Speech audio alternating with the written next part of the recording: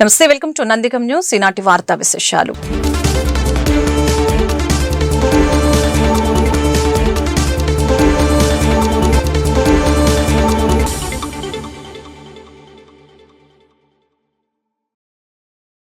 సూర్యుడు ఉదయించక ముందే నర్సరావుపేటలో పింఛన్ల పంపిణీ ప్రారంభం చేసిన ఎమ్మెల్యే డాక్టర్ చదలవాడ అరవింద్ బాబు.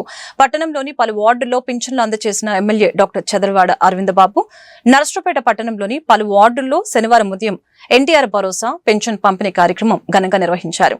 ఈ కార్యక్రమంలో నర్సరావుపేట శాసనసభ్యులు డాక్టర్ చదలవాడ అరవింద్ బాబు, రాష్ట్ర గ్రంథాలయ సంస్థ chairman Gonuguntla Koteswararao, DRDA project director Jhansi Rani పాల్గొని లబ్ధిదారులకు నేరుగా పింఛన్లు అందజేశారు. నమస్కారం. మన ప్రీతం నేత నారా చంద్రబాబు నాయుడు గారి ముఖ్యమంత్రిగా, అదేవిధంగా మన డిప్యూటీ సీఎం పవన్ కళ్యాణ్ గారి ఆధ్వర్యంలో మరి ప్రతి నెల 31వ తేదీన పెన్షన్ ఇవ్వడం జరుగుతుంది.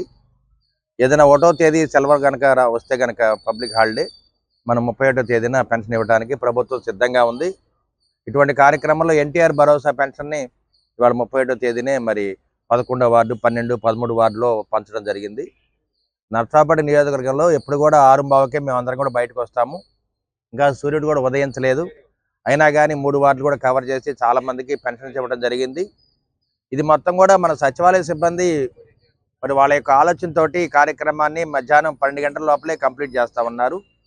అందుకని దీనికి ముఖ్యంగా సచివాలయ సిబ్బందికి మేము ధన్యవాదాలు తెలియజేస్తున్నాము.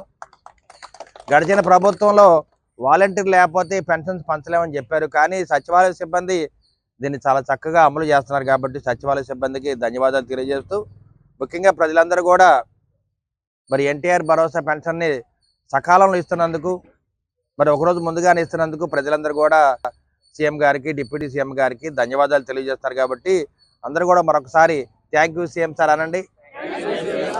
Thank you CM sir, thank you deputy CM sir, thank you సచివాలయ సిబ్బంది.